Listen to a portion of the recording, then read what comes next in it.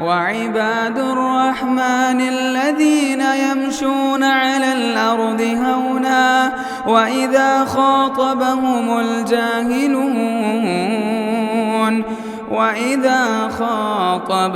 الجاهلون قالوا سلاما.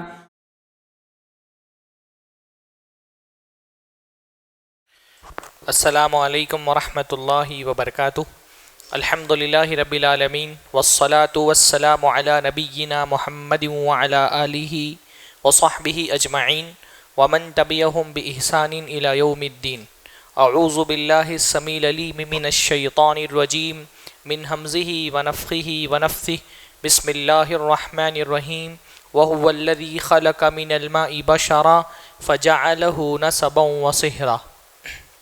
سب سے پہلے ہر طرح کی حمد اور ثنا، تعریف و توصیف اللہ رب العزت کے لیے لائق اور زیبا ہے، جس نے ہم کو پیدا کیا، اس زمین پر بسایا، اور ہم انسانوں کے ساتھ بے شمار قسم کی مخلوقات کو اللہ تعالیٰ نے اس زمین پر بسایا ہے. اس زمین کو ہم انسانوں کے علاوہ بہت سارے جانداروں کا گہوارہ اللہ تعالیٰ نے بنایا ہے. پر زمین پر بسنے والی تمام مخلوقات میں اللہ تعالیٰ نے ہم انسانوں کو بہت منفرد بنایا ہے، بہت یونیک بنایا ہے. بہت ساری ایسی خاصیتیں اللہ تعالیٰ نے ہم کو عنایت فرمائی ہیں جو زمین پر بسنے والے کسی اور جاندار کو نہیں دی گئی ہیں. ان خاصیتوں میں سے خاصیت یہ ہے کہ اللہ تعالیٰ نے ہم کو رشتوں کا فہم دیا ہے، رشتوں کی انڈرسٹینڈنگ دی ہے. انسان جب شعور کی منزل پہ پہنچتا ہے تو اپنے قریب کے رشتوں کو پہچانتا ہے. یہ جو رشتوں کا فہم اور سمجھ ہے، یہ اللہ تعالیٰ نے زمین پر بسنے والی دوسری مخلوقات کو نہیں دیا ہے نا. بھئی انسان کا بچہ جب بڑا ہوتا ہے، جیسے ہی کچھ سمجھنے کے لائق ہوتا ہے، سب سے پہلے اپنی ماں کو پہچانتا ہے، اور شعور آتا ہے اپنے باپ کو پہچانتا ہے، بھائی بہنوں کو پہچانتا ہے. اور عمر آگے بڑھتی ہے تو ایک رشتہ ہمارے یہاں باپ کی طرف سے شروع ہوتا ہے، ددھیالی رشتہ جس کو ہم کہتے ہیں، ہے نا. چاچا ہیں، پھوپھی ہیں، ان کے بچے ہیں، دادا ہیں، دادی ہیں، ان کو پہچانتا ہے کہ یہ میرا ددھیال ہے.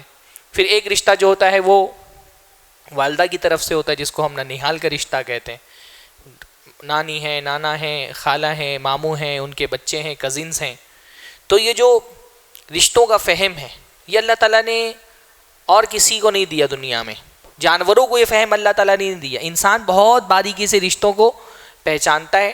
تو رشتوں کا ایک جو بنچ ہوتا ہے، ایک حصہ، وہ ہوتا ہے جو خونی رشتے ہوتے ہیں، جو ہمارے ماں باپ کی طرف سے ہیں. یعنی کچھ رشتے ماں باپ دونوں کی طرف سے ہیں، جیسے بھائی بہن کا رشتہ ہے. کچھ رشتے صرف باپ کی طرف سے ہوتے ہیں، جو ددھیالی رشتہ ہوتا ہے. کچھ رشتے ہوتے ہیں جو ماں کی طرف سے ہوتے ہیں، جو ننیحالی رشتہ ہوتا ہے. یہ خونی رشتہ ہے. اس رشتے کو کہا جاتا ہے رحم کا رشتہ، اور اس خونی رشتے کو جوڑنے کو کہا جاتا ہے صلہ رحمی. رحم کا جو رشتہ ہے، خونی رشتہ، نسبی رشتہ، اس رشتے کو جوڑ کے رکھنے کو کیا کہا جاتا ہے؟ صلہ رحمی. صلہ کا مطلب ہوتا ہے ملانا. وصل آپ ایک لفظ سنتے ہیں نا، صلہ مطلب ہوتا ہے ملانا، اور صلہ رحمی مطلب رشتوں کو ملانا. پر کون سے رشتے؟ ہر قسم کے رشتے نہیں، وہ رشتے جو خونی رشتے ہیں، ددھیال سے اور ننیحال سے یا امی ابا کی طرف سے جو رشتے چلتے ہیں، وہ رحم کے رشتے، ان کو جوڑ کر کے رکھنا. ان خونی رشتوں کو ملانا، ان نسبی رشتوں کو ملانے کو کیا کہا جاتا ہے؟ صلہ رحمی. رشتے اس کے علاوہ بھی ہوتے ہیں. اللہ نے قرآن میں فرمایا وَهُوَ الَّذِي خَلَقَ مِنَ الْمَاءِ بَشَرًا. اللہ تعالیٰ نے انسان کو پانی سے پیدا کیا. فَجَعَلَهُ نَسَبًا وَصِهْرًا. تو اللہ تعالیٰ نے اس کو نسب والا بنایا، اس کو ایک خاندان والا بنایا. وَصِهْرًا، اور سسرال والا بنایا. سسرال بھی اللہ تعالیٰ کی نعمتوں میں سے ایک نعمت ہے، جس کا ذکر اللہ تعالیٰ نے قرآن مجید میں کیا ہے. سسرال ہونا بھی، خاص طور پہ نوجوان سنیں جو اس نعمت سے محروم ہیں، ہاں، سسرال ہونا بھی اللہ تعالیٰ کی ایک نعمت ہے. اللہ نے اس کا ذکر کیا. پر جب ہم صلہ رحمی کی بات کرتے ہیں تو اس سے سسرالی رشتوں کو جوڑنا مراد نہیں ہوتا. اس غلط فہمی کو دور کر لیں. بہت سے لوگ نہیں سمجھ پاتے. بیوی سے بہت قربت کا رشتہ ہوتا ہے، پر بیوی سے جو رشتہ ہے وہ صلہ رحمی کا رشتہ نہیں ہے، کیونکہ جو صلہ رحمی کے رشتے ہیں ان کو توڑا نہیں جا سکتا. بیوی کا رشتہ توڑا جا سکتا ہے نا. آدمی کو اگر نہیں جم رہا ہے تو شوہر طلاق دے سکتا ہے، بیوی خلا لے سکتی ہے۔ سسرال سے جو رشتہ ہوتا ہے وہ صلہ رحمی والا رشتہ نہیں ہے، حسن سلوک کرنا ہے، سسرال والوں سے محبت کرنا چاہیے، ساس سے محبت کرنا چاہیے، سسر سے محبت کرنا چاہیے، سالوں سے تو لوگ محبت کرتے ہی ہیں۔ تو محبت کرنا، تعلقات قائم رکھنا، رشتے بنا کر کے رکھنا سسرال والوں سے بھی اچھی بات ہے، پر احادیث میں جب صلہ رحمی یہ لفظ آتا ہے، رشتوں کو جوڑنا، تو اس سے سسرال کے رشتے مراد نہیں ہوتے۔ صلہ رحمی سے مراد کیا ہوتا ہے؟ جو ہمارے خونی رشتے ہیں، خاندانی رشتے، بھائی بہن کا رشتہ، چاچا کا رشتہ، پھوپھی کا رشتہ، پھر ان کے جو بچے ہیں کزنس، ان کے بچوں کے بچے بھی ہمارے خاندان میں آتے ہیں۔ ننیال کی طرف سے بھی نانا ہیں، نانی ہیں، خالہ ہیں، ماموں ہیں، پھر ان کے بچے ہیں، ان کے بچوں کے بچے، یہ بھی ہمارے خونی رشتے ہیں۔ جو جتنا قریبی رشتہ ہے اتنا ہی اس کے حقوق زیادہ ہیں، جیسے ماں کا حق باپ سے زیادہ ہے، پھر باپ کا حق بھائیوں سے زیادہ ہے، پھر بھائیوں کا حق چاچاؤں سے زیادہ ہے، لیولز ہیں، لیکن یہ سارے رشتے کیا ہیں؟ خونی رشتے ہیں۔ تو کیونکہ مجھے صلہ رحمی پہ گفتگو کرنی ہے، یہ لفظ بار بار آئے گا، صلہ رحمی کا مطلب ہوتا ہے رشتوں کو جوڑنا، تو ہمارے ذہن میں یہ بات ہونی چاہیے کہ صلہ رحمی سے کیا مراد ہے۔ جب میں کہوں رشتوں کو جوڑنا دین میں بہت اہم ہے، تو آپ کے ذہن میں یہ بات ہونی چاہیے کہ یہاں رشتوں کو جوڑنے سے کیا مراد ہے۔ تو یہ انسانیت کی خصوصیت ہے کہ انسان کو اللہ تعالیٰ نے رشتوں کا فہم دیا ہے اور بہت باریکی سے دیا ہے، اتنی باریکی سے جو ہم رشتوں میں امتیاز کرتے ہیں دنیا میں اور کوئی مخلوق نہیں ہے نا۔ بھئی بکری کے بچے کو پتہ ہی نہیں اس کا باپ کون ہے، اور ماں کا بھی جب تک کہ وہ محتاج ہے تب تک کہ وہ ماں کو پہچانتا ہے۔ ایک مرتبہ بکری کا بچہ جب خود پر ڈیپینڈ ہو جاتا ہے، ماں سے اس کا انحصار ختم ہو جائے تو اپنی ماں کو نہیں پہچانتا۔ چوزے اپنی ماں کو اس وقت تک پہچانتے ہیں جب تک ماں کا پروٹیکشن ان کو ضروری ہوتا ہے، پر اللہ نے انسان کو رشتوں کا ایسا فہم دیا ہے کہ وہ بہت باریکی سے نہ صرف رشتوں کو پہچانتے ہیں بلکہ اللہ تعالیٰ کی بہت بڑی نعمت ہے یہ رشتے۔ انسان کو اللہ تعالیٰ نے اس کا جو مزاج بنایا ہے وہ تنہا نہیں رہ سکتا، معاشرے کے اندر رشتوں میں رہنا اس کے لیے ضروری ہے۔ اس لیے ہماری شریعت میں بہت بہت بہت اہم ہے رشتوں کو جوڑ کر کے رکھنا، رشتہ داروں کے ساتھ حسن سلوک کرنا بالکل پرائرٹی میں۔ ایک مسلمان سے اللہ رب العالمین نے جو تقاضے کیے ہیں اس میں سے ایک تقاضا ہے رشتوں کو جوڑ کر کے رکھو۔ یعنی اگر کوئی لسٹ بنائی جائے دین کی پرائرٹی کی، تو عقیدے اور منہج پر محنت کرنے کے بعد جب اعمال کا سلسلہ شروع ہوتا ہے تو بیسک جو دین کے مطالبات ہیں اس میں سے ایک ہے رشتہ جوڑ کر کے رکھو۔ بالکل بنیادی سطح پر دین میں جو ایک تقاضا کیا گیا ہے ایک مسلمان سے وہ ہے رشتہ جوڑ کر کے رکھنا، بالکل بیسک۔ یعنی آپ اندازہ لگائیے کہ اسلام میں رشتہ جوڑنے کی کتنی اہمیت ہے۔ اللہ کے نبی صلی اللہ علیہ وسلم کے ایک صحابی ہیں حضرت عمرو ابن ابسہ رضی اللہ تعالیٰ عنہ۔ عمرو ابن ابسہ ان صحابہ میں سے ہیں جو بہت شروع میں ایمان لے آئے، یعنی وہ خود کہتے ہیں کہ ایک دور ایسا تھا جب میں اسلام کا ایک چوتھائی تھا، 4 ہی لوگوں نے اسلام قبول کیا تھا، اس میں سے ایک تھا میں۔ تو عمرو ابن ابسہ اصل میں بت پرست تھے۔ اسلام اللہ کے نبی کی بعثت سے پہلے ہی انہوں نے بت پرستی چھوڑ دی تھی، توبہ کر لی تھی بت پرستی سے۔ وہ سمجھ گئے تھے کہ بت پرستی یہ صحیح دین نہیں ہے، پر ان کو پتہ نہیں تھا کہ اگر بت پرستی نہیں کرنا تو اللہ کی عبادت کیسے کرنی ہے۔ تو جب انہوں نے اللہ کے نبی کی بعثت کی خبر سنی کہ مکہ میں ایک آدمی آیا ہے اور وہ بھی بت پرستی سے روکتا ہے، تو اللہ کے نبی کے پاس آئے، اللہ کے نبی صلی اللہ علیہ وسلم سے ملے۔ اب وہ کیونکہ یہودی نہیں تھے، نصرانی نہیں تھے، اہل کتاب میں سے نہیں تھے، تو ان کو پتہ نہیں تھا کہ نبوت کیا ہوتی ہے، جو نبوت کا کانسٹیٹیوشن ہے وہ ان کو پتہ نہیں تھا۔ تو وہ آئے اللہ کے نبی سے اور اللہ کے نبی صلی اللہ علیہ وسلم سے پوچھا ما انت، کیا ہیں آپ؟ تو اللہ کے نبی فرمایا انا نبی، میں نبی ہوں۔ تو ان کو نبوت کیا ہوتی ہے نہیں پتا تھا، تو انہوں نے پوچھا وما نبی، کہ نبی کیا ہوتا ہے؟ تو اللہ نے فرمایا ارسلنی اللہ، اللہ رب العالمین نے مجھے اپنا پیغام دے کر کے بھیجا ہے، میں اللہ کا میسنجر ہوں، اللہ کا میسج لے کے آیا ہوں۔ تو حضرت عمرو ابن ابسہ نے پوچھا کیا پیغام لے کے آئے ہیں آپ اللہ کی طرف سے؟ تصور کریں بالکل ابھی نیا نیا اللہ کے نبی صلی اللہ علیہ وسلم کی بعثت ہوئی ہے، دعوت کا آغاز ہوا ہے، بالکل ابتدائی احکامات ابھی نازل ہوئے ہے نا۔ اگر اللہ کے نبی کی سیرت پہ آپ روشنی ڈالیں گے تو مکہ میں اللہ کے نبی صلی اللہ علیہ وسلم کا سارا فوکس کس پہ تھا؟ دین کی بیسک چیزوں پہ تھا، جو فروعی احکام ہے وہ مدینہ میں نازل ہوئے۔ تو ابھی بالکل اللہ کے نبی صلی اللہ علیہ وسلم کی دعوت کا آغاز ہوا ہے، ابتدائی احکام دین کے نازل ہوئے، بالکل شروعات کا دور ہے۔ حضرت عمر ابن ابسا پوچھتے ہیں کیا پیغام لے کے آئے آپ اللہ کی طرف سے؟ تو اللہ کے نبی فرماتے ہیں اللہ تعالیٰ نے 2 پیغام دے کر کے مجھے بھیجا ہے، 2 کام کروانے ہیں لوگوں سے۔ کیا 2 کام؟ اللہ کے نبی نے فرمایا بصلۃ الارحام وکسر الاوثان۔ اللہ نے 2 پیغام دے کر کے بھیجا ہے، رشتوں کو جوڑو اور بتوں کو توڑو۔ 2 ہی کام، صرف 2 چیزیں بتائیں۔ یعنی اسلام میں رشتہ جوڑنا اتنا اہم ہے، صلہ رحمی اتنی اہم ہے کہ بالکل بیسک جو مطالبات ہیں دین کے اس میں سے کیا ہے؟ رشتہ جوڑنا۔ ابو سفیان کے بارے میں آپ کو پتا ہوگا، ابو سفیان جب قیصر بادشاہ کے دربار میں حاضر ہوئے، اللہ کے نبی صلی اللہ علیہ وسلم نے قیصر کو، جو بیزنٹائن امپائر تھی، بازنطینی سلطنت، دا رومن امپائر، اس کے بادشاہ کو خط لکھا، دین کی طرف بلایا۔ جب اس کو خط ملا تو اس نے کیا کیا؟ اس نے اپنے کارندوں سے کہا بازار میں جاؤ، دیکھو اگر عرب کا کوئی قافلہ آیا ہوا ہے تو اس کو میرے پاس حاضر کرو، میں اس نبی کے بارے میں جانکاری حاصل کرنا چاہتا ہوں کہ یہ کیا پیغام لے کر کے آیا ہے، اس کی معلومات حاصل کرنا چاہتا ہوں۔ اتفاق ایسا تھا کہ اس وقت ابو سفیان ایک تجارتی قافلے کے ساتھ شام میں موجود تھے، تو ابو سفیان کو لایا گیا قیصر بادشاہ کے دربار میں، اور قیصر نے بہت سارے سوالات کیے اللہ کے نبی صلی اللہ علیہ وسلم کے بارے میں۔ اس میں سے قیصر نے ایک سوال کیا ماذا یأمرکم؟ ابھی ابو سفیان مسلمان نہیں ہوئے، ابھی انہوں نے اسلام قبول نہیں کیا ہے، ابھی بالکل آغاز جو ہے وہ ابھی ابو سفیان کا کفر کا دور ہے۔ ابو سفیان سے قیصر پوچھتا ہے ماذا یأمرکم، یہ جو نبی آیا ہے عرب میں یہ تم کو کس بات کا حکم دیتا ہے؟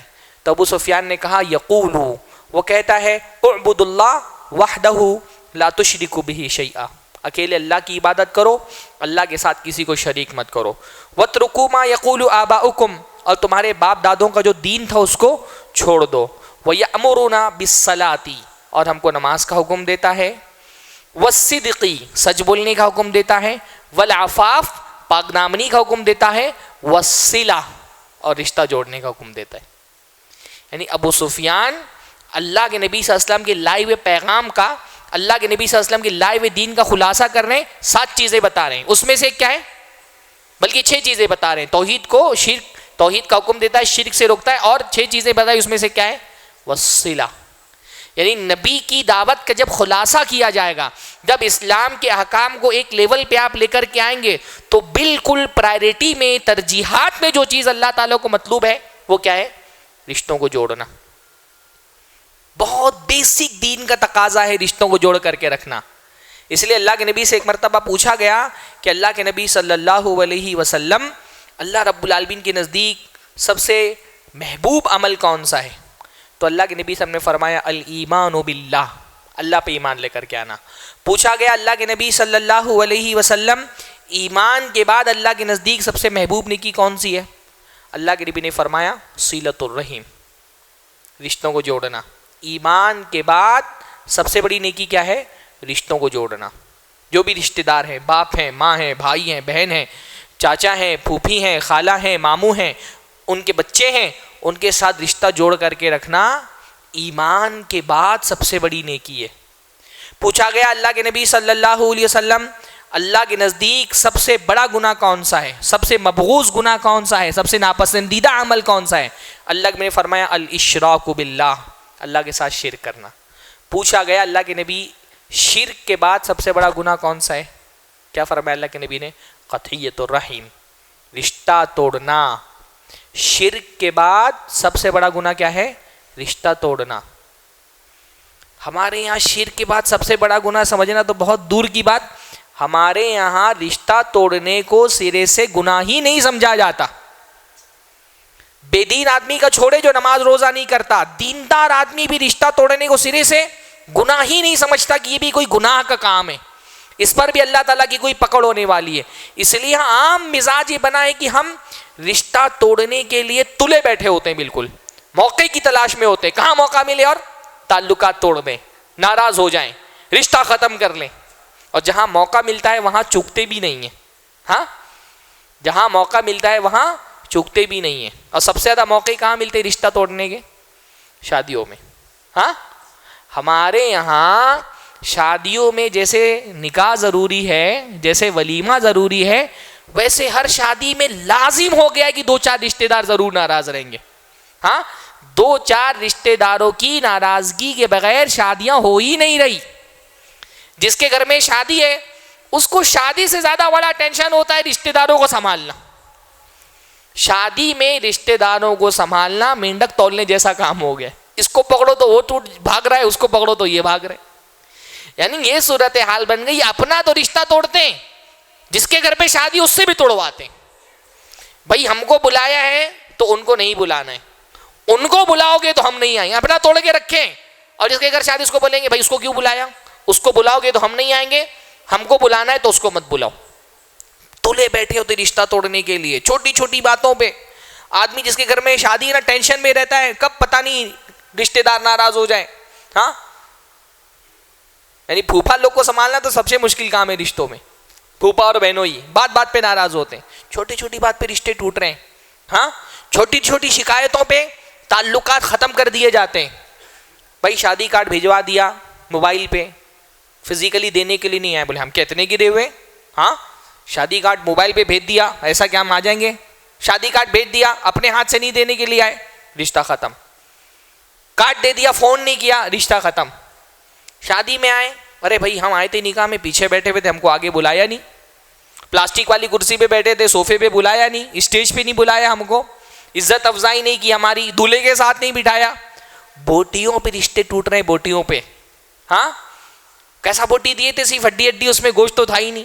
ہاں بوٹیوں پہ رشتے ٹوٹ رہے ہیں کیونکہ ہم اس کو گناہ نہیں سمجھتے. خاص طور پہ خواتین, ہمارے یہاں رشتہ جوڑنے کا کام خواتین زیادہ کرتی ہیں, توڑنے کا کام بھی خواتین زیادہ کرتی ہیں. جو سوگھڑ دیندار عورتیں ہوتی ہیں نا, اپنا رشتہ بھی جوڑ کر کے رکھتی ہیں, اپنے سسرال کا رشتہ بھی جوڑ کر کے رکھتی ہیں. وہ نند سے بھی بنا کر کے رکھتی ہیں, وہ دیورانی سے بھی, جیٹھانی سے, سب کو جوڑ کر کے چلتی ہیں. وہ ساس کی بھی خدمت کرتی ہے, وہ سسر کا بھی خیال رکھتی ہیں. لیکن توڑنے پر آتی ہیں تو سب سے زیادہ توڑنے والا رشتہ بھی عورتیں. اپنا بھی توڑتی ہیں, اپنے بیٹے کا بھی, اپنے شوہر کا بھی توڑواتی ہیں, اپنے بچوں کا بھی توڑواتی ہیں. ہاں رشتہ جوڑنے کا کام بھی خواتین کرتی ہیں, توڑنے کا کام بھی خواتین کرتی ہیں. ہم اس کو گناہ ہی نہیں سمجھتے. اللہ کے رسول نے فرمایا شرک کے بعد سب سے بڑا گناہ رشتہ توڑنا ہے ہمارے نزدیک. بلکہ بعض لوگ گناہ نہیں, اس کو کوئی فخر کی بات سمجھتے ہیں. آپ کو معاشرے میں ایسے لوگ بھی ملیں گے, بولیں گے میرا سگا چچا ہے, 10 سال ہو گیا اس کی دہلیز پہ قدم نہیں رکھا. فخر سے بولیں گے. ہاں بولیں گے 10 سال ہو گیا اس کی دہلیز پہ قدم نہیں رکھا, تو کون سے نیکی کا کام کر دیا, اس کو گھمنڈ سے بیان کریں گے. بولیں گے میرا بھائی ہے, سامنے ملتا ہے پر سلام نہیں کرتا ہوں. کیا بھائی یہ کوئی بہت اپنے نیکی کا کام کر دے کہ اس پہ فخر کریں. ہاں اللہ کے نبی فرما رہے ہیں شرک کے بعد سب سے بڑا گناہ ہے. اور بے دین لوگوں کی بات جانے دیں, دیندار لوگ. بھائی اگر آپ ایمان والے ہیں, آپ کا ایمان صرف آپ کی نمازوں میں نہیں دکھنا چاہیے, آپ کے رشتہ داروں کے ساتھ آپ کے سلوک میں دکھنا چاہیے کہ آپ ایمان والے ہیں. دین ہم کو صرف نمازی اور روزے دار نہیں بناتا, دین ہم کو ایک اچھا رشتہ دار بھی بناتا ہے. آپ کی رشتہ داری میں آپ کے صبر سے, آپ کے تحمل سے, آپ کی بردباری سے, آپ کی سمجھداری میں آپ کا دین دکھنا چاہیے. بلکہ بعض مرتبہ یہ نماز, روزے, حج, زکوٰۃ یہ ضائع ہو جاتے ہیں کیونکہ رشتہ داروں کے ساتھ ہمارے تعلقات خراب ہوتے ہیں. اللہ کے نبی نے ایک حدیث میں فرمایا ہر جمعرات کے دن اور جمعہ کی رات میں بندے کے اعمال اللہ رب العالمین کے ہاں پیش کیے جاتے ہیں. جو بھی آپ ہفتے بھر میں عمل کرتے ہیں نا, وہ عمل جمعرات کے دن, اس لیے اللہ کے نبی جمعرات کے دن روزہ رکھتے تھے. جمعرات کے دن اور جمعہ کی رات میں بندے کے اعمال اللہ کی بارگاہ میں پیش کیے جاتے ہیں. فلا يقبل عمل قاطع, تو جو رشتہ توڑنے والا ہے اس کا عمل ہی قبول نہیں ہوتا اللہ کے یہاں. بھائی نمازیں پڑھی, روزے رکھے, تسبیحات کی, تلاوت کی, صدقات و خیرات کیا, ساری فائل بنی, اللہ تعالیٰ کے یہاں سے ریجیکٹ ہو گیا. کیوں؟ کیونکہ ابا کے گھر نہیں جا رہا, بات چیت بند ہے, اماں سے تعلقات خراب ہیں, بھائیوں سے بات چیت بند کر کے رکھا ہے, پھوپھی سے بات چیت بند ہے, چاچا کے گھر پہ نہیں جاتا, کسی سے. ہماری زندگی میں کوئی نہ کوئی ایک رشتہ دار ہوتا ہے جس سے بات چیت بند کر کے رکھی ہوتی ہے, کزن سے تعلقات خراب ہیں. ایسی صورت میں بندے کی عبادتیں اللہ کی بارگاہ میں پیش نہیں ہوتی. میرے بھائیوں, رشتہ جوڑنا بہت بڑی نیکی ہے, بہت بڑے ثواب کا کام ہے. اللہ کے نبی صلی اللہ علیہ وسلم کی سنت ہے رشتہ جوڑنا. اللہ کے نبی کی شخصیت میں جو بہت نمایاں کمالات تھے, اس میں سے ایک کمال یہ تھا کہ اللہ کے نبی رشتوں کے معاملے میں بہت حساس تھے, سینسیٹیو تھے, بہت باریکی سے رشتوں کا خیال رکھتے تھے. حتیٰ کہ اللہ کے نبی صلی اللہ علیہ وسلم کے جو دشمن تھے مکہ میں, کون تھے وہ؟ اللہ کے نبی کی رشتہ داری تھے نا, قریش کے سارے لوگ اللہ کے نبی صلی اللہ علیہ وسلم کے خاندان ہی کی تھے، کہیں نہ کہیں سب سے کوئی نہ کوئی رشتہ داریاں ہی تھیں۔ وہ لوگ جو اللہ کے نبی کو ستاتے، گالیاں دیتے، الزامات لگاتے تھے تو اپنے خاندان کے، ہاں، راستوں میں کانٹے بچھا دیتے تھے، کوڑا پھینکتے تھے اللہ کے نبی صلی اللہ علیہ وسلم پر، اللہ کے نبی صلی اللہ علیہ وسلم کے خلاف اشعار لکھتے تھے، بدنام کرتے تھے، لیکن تھے رشتہ دار۔ اللہ کے نبی نے ان رشتہ داروں کو خطاب کر کے فرمایا میں تمہارے دین سے تو بری ہوں، تمہاری بت پرستی سے میرا کوئی تعلق نہیں ہے، ولیکن ان لبکم رحیما، لیکن ہو تم میرے رشتہ دار، فابلھا ببلالھا، تو یہ رشتہ داری میں نہیں توڑوں گا، ستا لو، پریشان کر لو، الزامات لگا لو، جو بھی کرنا ہے کر لو، رشتہ میں تم سے نہیں توڑوں گا۔ رشتوں کے جو تقاضے ہیں، گرچہ تم کافر ہو، رشتہ دار کافر بھی ہو تو رشتوں کے تقاضے نبھانا ہے، تو رشتہ میں نبھاتا رہوں گا، اس کے تقاضے میں پورا کرتا رہوں گا۔ اللہ کے نبی کی شخصیت میں نا، یعنی آپ تصور کریں، آدمی کو سب سے قریب سے کون جانتا ہے؟ اس کی بیوی نا، ہاں، اور بیوی بھی اگر حضرت خدیجہ جیسی ہو تو، ہاں، اللہ کی نبی کی شخصیت سب سے بہترین انداز میں اللہ کے نبی کی پیاری چہیتی بیوی حضرت خدیجہ پہ کھلی تھی۔ جب اللہ کے نبی صلی اللہ علیہ وسلم پر پہلی بار وحی آئی، اللہ کے نبی گھبراتے ہوئے حضرت خدیجہ کے پاس پہنچے اور کہا کہ مجھے چادر اڑاؤ، مجھے خوف ہے، مجھے کچھ ہو نہ جائے، کہیں میں ہلاک نہ ہو جاؤں، کہیں تباہ نہ ہو جاؤں۔ بہت گھبرائے ہوئے تھے اللہ کے نبی۔ حضرت خدیجہ نے تسلی دی کہ میرے شوہر نامدار، آپ ٹینشن نہ لیں، آپ فکر نہ کریں، آپ بہت اچھے انسان ہیں، اچھے لوگوں کو اللہ تعالیٰ رسوا نہیں کرتا، ضائع نہیں ہونے دیتا، ہلاک نہیں ہونے دیتا، آپ اچھے انسان ہیں، اللہ بھی آپ کے ساتھ اچھا ہی کرے گا۔ پھر تسلی کے لیے اللہ کے نبی صلی اللہ علیہ وسلم کی کچھ نیکیاں اللہ کے نبی کو یاد دلائیں کہ آپ یہ نیکیاں کرتے ہیں تو اللہ تعالیٰ آپ کو کیسے ضائع ہونے دے گا۔ سب سے پہلے کون سی نیکی یاد دلائی؟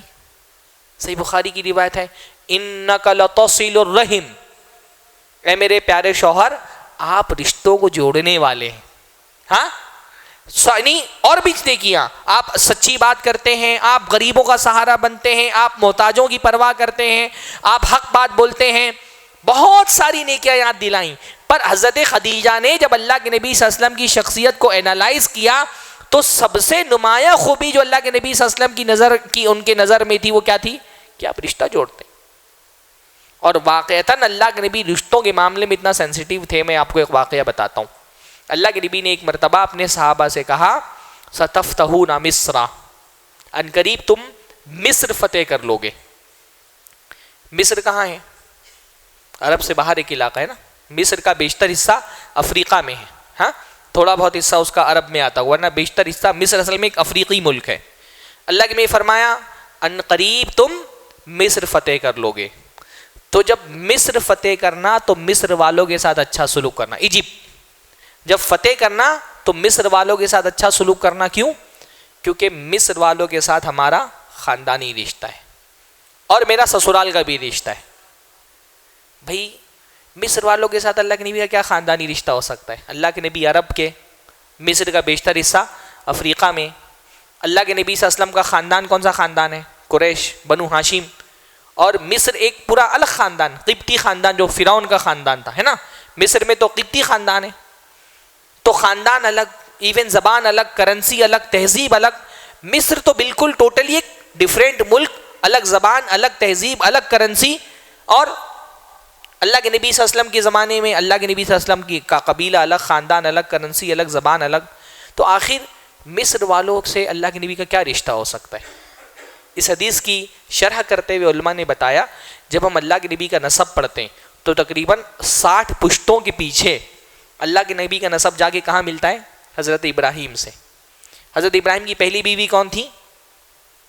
حضرت سارہ، ہے نا۔ حضرت سارہ سے حضرت ابراہیم کا نکاح ہوا۔ جب انہوں نے اسلام کی دعوت دینا شروع کی تو قوم والوں نے ان کو شہر بدر کر دیا۔ اپنا شہر چھوڑ کر کے نکلے تو الگ الگ ملکوں میں گئے۔ انہی اسفار میں سے ایک سفر انہوں نے کہاں کا کیا؟ مصر کا کیا۔ مصر گئے تو مصر میں فرعون جو ہے اس وقت بادشاہ تھا، اور حضرت ہاجر کو دیکھ کر کے اس کی نیت خراب ہوئی، حضرت سارہ کو دیکھ کر کے، اور اس نے حضرت سارہ کی عزت پر ہاتھ ڈالنے کی کوشش کی، پر اللہ تعالیٰ نے حضرت سارہ کو محفوظ رکھا۔ یہ لمبا واقعہ ہے۔ ان سے ایک کرامت کا ظہور ہوا جیسے ہی فرعون نے عزت پہ ہاتھ ڈالنے کی کوشش کی فالج زدہ ہو گیا. تو فرعون ڈر گیا, اس کو لگا حضرت سارہ کے پاس کوئی شیطانی قوت ہے, تو اس نے اپنی نیت بدل دی اور ڈر کے مارے اپنے خاندان کی ایک لڑکی تحفے میں دے دی کہ یہ لے لو اور یہاں سے جاؤ. کیا نام تھا اس لڑکی کا؟ ہاجر. ہاں, حضرت سارہ نے کیا کیا, اس لڑکی سے جو فرعون کے خاندان کی تھی حضرت ابراہیم کی شادی کرا دی. حضرت ابراہیم کو حضرت ہاجر سے بیٹا ہوا اسماعیل. اسماعیل اور ہاجر کو لے جا کر کے بسا دیا. کہاں؟ حضرت ابراہیم نے کہاں بسایا تھا؟ مکہ میں, ہے نا. اور مکہ میں حضرت اسماعیل کی جو نسل چلی اس میں 60 نسلوں کے بعد اللہ کے نبی صلی اللہ علیہ وسلم کی پیدائش ہوئی. یعنی 60 پشتوں کے پیچھے حضرت اسماعیل اللہ کے نبی صلی اللہ علیہ وسلم کے دادا اور ان کی والدہ اللہ کے نبی صلی اللہ علیہ وسلم کی دادی, جو کہاں کی تھیں؟ مصر کی تھیں. پر اللہ کے نبی صلی اللہ علیہ وسلم 60 پشتوں کے پیچھے کا رشتہ بھولے نہیں. ہاں, ابھی اپنی زندگی میں نہیں, فرما رہے ہیں میری وفات کے بعد تم مصر فتح کرو گے تو مصر والوں کے ساتھ اچھا سلوک کرنا, کیونکہ جو 60 پشتوں کے پیچھے ہماری دادی تھی وہ کہاں کی تھی؟ مصر کی تھی. اتنا کوئی رشتوں کا خیال رکھتا ہے؟ ہاں بھئی, حیدرآباد میں چلیے نسب کے معاملے میں تھوڑا سا اور علاقوں کے معاملے میں حساس ہیں, لیکن عام صورتحال یہ ہے کہ کم لوگ آپ کو ایسے ملیں گے جن کو اپنے 5 پشتوں کے نام بھی پتہ ہوں.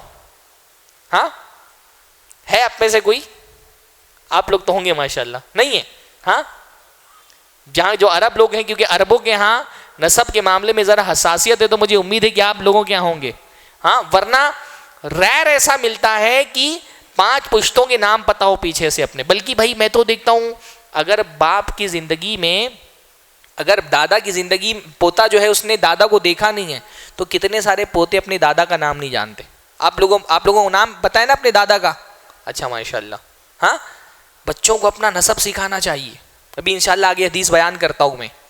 تو اللہ کے نبی نہ صرف یہ کہ اللہ کے نبی کو یاد ہے کہ بھائی مصر میں ہماری دادی ہاجر مصر کی تھیں, بلکہ اللہ کے نبی ابھی اپنی زندگی میں نہیں, مصر کا فتح ہونے والا ہے, حضرت عمرو بن عاص فتح کریں گے انشاءاللہ تعالی, بعد میں فتح کریں گے. ابھی اسے اللہ کے نبی نے تاکید کر دی, مصر فتح کرنا, مصر والوں کے ساتھ کوئی برا سلوک نہیں کرنا, کیونکہ ہمارے خاندان کے لوگ ہیں. اور سسرال کا رشتہ کیا تھا اللہ کے نبی کا مصر سے؟ اللہ کے نبی کی جو ام الولد تھی ماریہ قبطیہ ہے نا, مصر کی تھیں وہ. ہاں, تو کہا کہ میرا سسرال کا بھی رشتہ ہے. اللہ کے نبی اتنا رشتوں کے معاملے میں حساس تھے, نہ صرف خیال رکھتے تھے بلکہ اللہ کے نبی صلی اللہ علیہ وسلم جوڑتے تھے. رشتوں کو جوڑنے کی بہت دنیا اور آخرت میں فائدے ہیں. اللہ کے نبی صلی اللہ علیہ وسلم نے فرمایا کہ بندہ اگر دنیا میں, یعنی آپ دیکھیے مکہ کے آغاز میں اللہ کے نبی صلی اللہ علیہ وسلم نے رشتوں کو جوڑنے کی تاکید کی. جب مدینہ آئے تو 4 چیزیں اللہ کے نبی نے بتائی, 4 کام کرنے ہیں. افشوا السلام وَأَطْعِمُوا الطَّعَامَ وَصَلُّوا الْأَرْحَامَ وَصَلُّوا بِاللَّيْلِ وَالنَّاسُ نِيَامٌ. 4 کام بتایا اللہ کے نبی نے. سلام پھیلاؤ, کھانا کھلاؤ, رشتہ جوڑو, اور جب لوگ رات میں سو رہے ہوں تو نماز پڑھو. کہا 4 کام کر لو, ادخلوا الجنۃ بسلام, سلامتی کے ساتھ جنت میں چلے جاؤ, بغیر کسی ہیزیٹیشن کے, بغیر کسی عذاب کا مزہ چکھے ہوئے جنت میں چلے جاؤ. رشتہ جوڑنے کا حکم دیا. فرمایا جو دنیا میں یہ چاہتا ہے کہ اللہ اس کے رزق میں کشادگی کرے اور اس کی موت تاخیر سے آئے, من سرہ ان یبسط لہ فی رزقہ وینسیٰ لہ اثرہ فلیصل رحمہ. دنیا میں اگر عمر میں اور رزق میں برکت چاہیے تو کیا کرو؟ رشتوں کو جوڑو. اور اللہ کے نبی نے فرمایا جو توڑے گا آخرت میں بھی اس کا نقصان. اللہ نے فرمایا کو 2 گناہ ایسے ہیں جن کا کچھ نہ کچھ عذاب اللہ تعالیٰ بندے کو دنیا میں دے دیتا ہے, اور آخرت میں جو اس کا عذاب ہے وہ اپنی جگہ پر ہے ہی ہے. ایک کیا ہے؟ ظلم کرنا, دوسرا رشتہ توڑنا. رشتہ توڑنے کا کچھ نہ کچھ عذاب بندے کو دنیا میں مل جاتا ہے اگر رشتہ داروں سے تعلقات خراب کیے ہوئے تو. ہاں, آپ اس لیے دیکھیں گے نافرمان بیٹا اپنی زندگی میں اپنی نافرمان اولاد دیکھ لیتا ہے. تجربے کی بات میں بتا رہا ہوں. جس نے اپنے باپ کے ساتھ بدسلوکی کی اس کا بیٹا زندگی میں اس کے ساتھ بدسلوکی کرتا ہے, اپنی زندگی میں اس عذاب کا حصہ وہ دیکھ لیتا ہے. ہاں, اس لیے میں فرمایا لا يدخل الجنت قاطع, رشتہ توڑنے والا جنت میں نہیں جائے گا. تو رشتوں کو جوڑیے صبر کے ساتھ. اچھا, رشتہ جوڑنا کس کو کہتے ہیں؟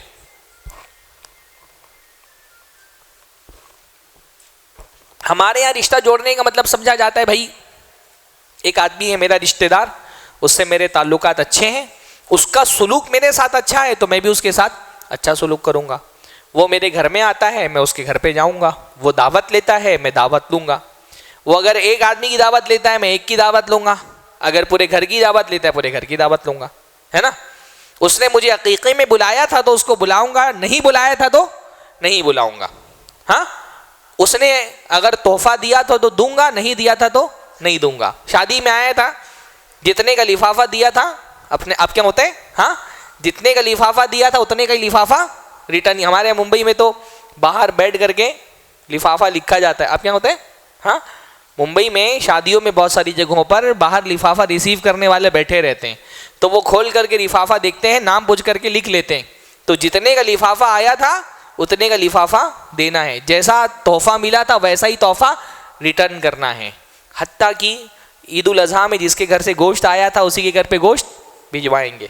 یہ مزاج ہو گیا. اس کو رشتہ جوڑنا نہیں کہتے. ہاں بدلہ دینا یہ رشتہ جوڑنا نہیں. یہ تو بہت آسان ہے، جو آپ کے ساتھ اچھا سلوک کر لے رہا ہے اس کے ساتھ اچھا سلوک کرنا کون سا مشکل ہے، یہ تو بہت آسان کام ہے. اللہ کے نبی نے فرمایا لیس الواصل بالمکافی، بدلہ دینے والا رشتہ جوڑنے والا نہیں ہے. ایک رشتہ دار آپ کے ساتھ اچھا سلوک کر رہا ہے اس کے ساتھ ویسا ہی اچھا سلوک کر لینا یہ رشتہ نبھانا نہیں ہے. وَلَكِنَّ الْوَاصِلَ الَّذِي إِذَا قُطِعَتْ رَحِمَهُ وَصَلَهَا، رشتہ جوڑنے والا وہ ہے کہ جس کا رشتہ دار رشتہ توڑ رہا ہے اور یہ آگے بڑھ کر کے جوڑے. سامنے والا جہالت کر رہا ہے آپ سمجھداری دکھائیں، وہ گالی دیتا ہے آپ دعائیں دیں، وہ آپ کی برائی کرتا ہے آپ اس کی تعریف کریں، وہ آپ کے گھر پہ نہیں آتا آپ اس کے گھر پہ جائیں. یہ رشتہ جوڑنا ہے بھئی. یہ تو بہت مشکل کام ہے. آپ کا ایک رشتہ دار ہے وہ سامنے سے گزر جاتا ہے سلام نہیں کرتا، آگے بڑھ کر کے اس کو سلام کرنا بہت مشکل کام ہے. آسان ہے؟ بہت مشکل کام ہے. اس کے لیے آپ کو اپنی سب سے قیمتی چیز قربان کرنی پڑتی ہے. کیا ہے وہ قیمتی چیز؟ انا، ایگو ہے نا. بھئی ایک آدمی ہے سامنے میرا رشتہ دار ہے، سامنے سے گزر گیا نہیں سلام کرتا، ناراض ہے، وہ میرے گھر پہ نہیں آتا ہے، غصہ ہے. اب اس کے گھر جانا سلام کر کے داخل ہونا بہت مشکل کام ہے. اپنا ایگو قربان کرنا پڑتا ہے. بھائی آسان کام ہوتا تو اس پہ جنت کا وعدہ تھوڑی نہ ہوتا. مشکل کام ہے اسی لیے تو جنت کا وعدہ کیا گیا ہے. جنت جانا آسان کام ہے؟ مشکل کام ہے. تو بڑھیے آگے. بکرا قربان کرتے نا، بکرا قربان کرنا آسان ہے، ایگو قربان کرنا بہت مشکل کام ہے. پر جو چیز جتنی محبوب ہے اللہ تعالیٰ کے راستے میں اس کی قربانی کا ثواب اتنا ہی بڑا ہے. اپنا ایگو ہمارے لیے سب سے محبوب چیز ہے، اس ایگو کو اللہ کے لیے قربان کرو. رشتہ دار کے لیے نہیں قربان کر پائیں گے آپ. یعنی اگر یہ سوچیں گے کہ میرا رشتہ دار ہے، ابھی اگر اس کے دروازے پہ گیا، دروازہ کھٹکھٹایا، پتہ نہیں کیسا ریئیکٹ کرے گا، ہو سکتا ہے دروازے سے ہی باہر بھگا دے. سامنے سے گزر رہا ہے سلام نہیں کرتا ہے، میں آگے بڑھ کے سلام کروں، ہو سکتا ہے منہ پھیر لے. تو اگر اس نے ایسا کیا تو ایگو کو تو بہت دھچکا لگے گا. اپنے ایگو کا سوچیں گے تو کبھی بھی رشتہ اور ایگو ایک ساتھ نہیں نبھا سکتے آپ. یا تو ایگو سنبھالیں گے یا تو رشتہ سنبھالیں گے. دو لوگ جو ایگو سنبھالنے کے چکر میں ہو وہ کبھی بھی رشتہ نہیں سنبھال سکتے. کسی بھی کامیاب رشتے میں دو لوگوں کا جو ایک کامیاب رشتہ ہوتا ہے اس میں کہیں نہ کہیں ایک بندہ ہوتا ہے جو اپنی ایگو قربان کر رہا ہوتا ہے. تو آپ جب اللہ کے لیے سوچیں گے تو کر لے جائیں گے انشاءاللہ تعالی. ہاں اگر اپنی ایگو کا سوچیں گے، رشتہ دار کا سوچیں گے تو نہیں کر پائیں گے. جب آپ سوچیں گے میں خالصتاً لوجہ اللہ، اللہ کو راضی کرنے کے لیے مسجد سے باہر نکلوں گا تو اپنے اس رشتہ دار کے گھر پہ جاؤں گا جس سے بات چیت بند ہے، سلام کر کے تعلقات استوار کر لوں گا انشاءاللہ.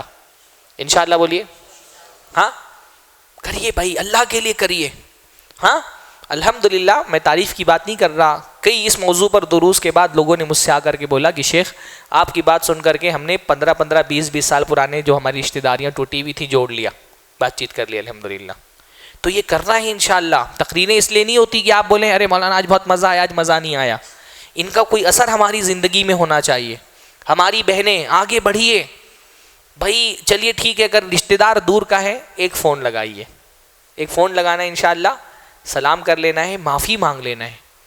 معافی مانگ لینے سے آپ کی غلطی نہیں ہو اور آپ معافی مانگ لیں تو آپ کوئی گر نہیں جائیں گے. اور اللہ کے لیے جھکنا سیکھیے, اللہ تعالیٰ کے لیے جھکیں گے. اللہ کے نبی فرمایا من تواضع للہ رفعہ اللہ, جو اللہ کے لیے جھکتا ہے اللہ اس کو بلند کرتا ہے. انشاءاللہ اللہ آپ کو بلند کرے گا. اللہ کیا بلندی چاہیے تو تھوڑا سا جھک جائیے. میں نہیں کہہ رہا آسان کام ہے بھائی, یہ بہت مشکل کام ہے, یہ سب کے بس کی بات نہیں ہے, ہر کوئی نہیں کر سکتا یہ کام, اس کے لیے بہت پاور چاہیے. ہاں بھائی, گالی دینے والے کو دعا دینا, بدتمیزی کرنے والے کے ساتھ عزت سے پیش آنا, جس نے تعلقات توڑ کر کے رکھے ہیں اس سے جوڑنا بہت مشکل کام ہے. برائی کا جواب اچھائی سے دینا بہت مشکل کام ہے. اللہ تعالیٰ نے فرمایا لا تستوی الحسنۃ ولا السیئۃ, برائی اور اچھائی برابر نہیں ہو سکتے. ادفع باللتی ہی احسن, تو برائی کا جواب اچھائی سے دو. جو برائی کرتا ہے اس کو اچھائی سے دفع کرو. گالی کے جواب میں دعا دو, جہالت کے جواب میں سمجھداری دکھاؤ. سامنے والا تعلقات توڑ رہا ہے, تم آگے بڑھ کر کے جوڑو. وہ منہ پھیر لیتا ہے, تم مسکرا کر کے خندہ پیشانی سے ملو. برائی کا جواب اچھائی سے دو. جب ایسا کرو گے تو کیا ہوگا؟ فَإِذَا الَّذِي بَيْنَكَ وَبَيْنَهُ عَدَاوَةٌ كَأَنَّهُ وَلِيٌّ حَمِيمٌ, ایسا کرو گے تو تم اور وہ شخص جس کے تمہارے درمیان دشمنی ہے وہ تمہارا گہرا دوست بن جائے گا انشاءاللہ.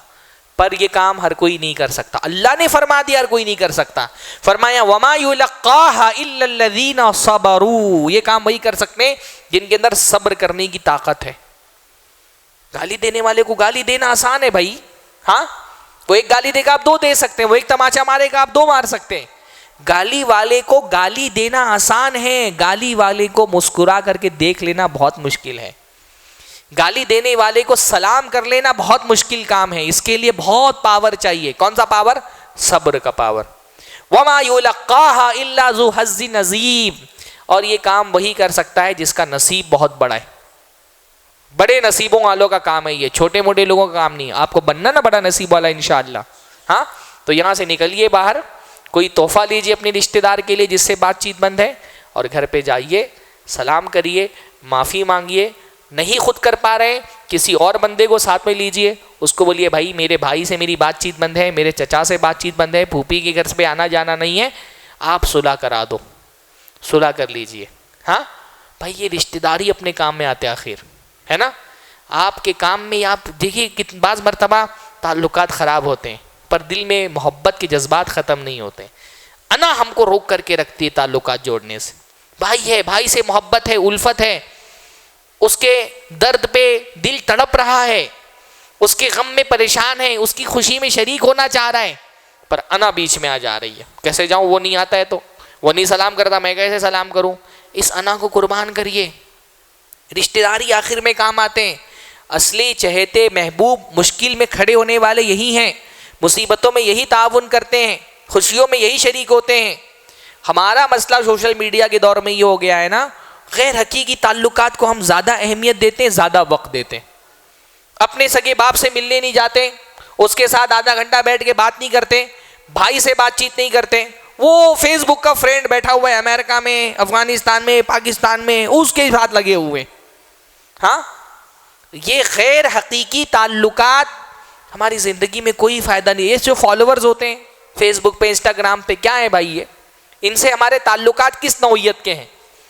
یہ کبھی جب وفات کی خبر بھی آئے گی نا آپ کی, تو زیادہ سے زیادہ کیا کریں گے, ہاں ایک سیڈ والا ریئیکشن دے دیں گے, کہیں سے مغفرت والی دعا کاپی کر کے پیسٹ کر دیں گے اور اسکرول کر کے آگے بڑھ جائیں گے. ان سے تعلقات کی حقیقت یہی ہے.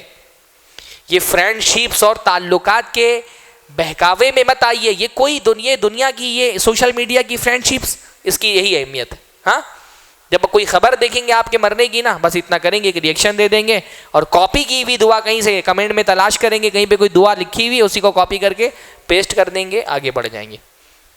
آپ کی وفات کی خبر کے بعد نیچے کوئی لطیفہ ہوگا تو اس میں ہاہا والا ریئیکشن بھی دے دیں گے, بھول جائیں گے آپ کو.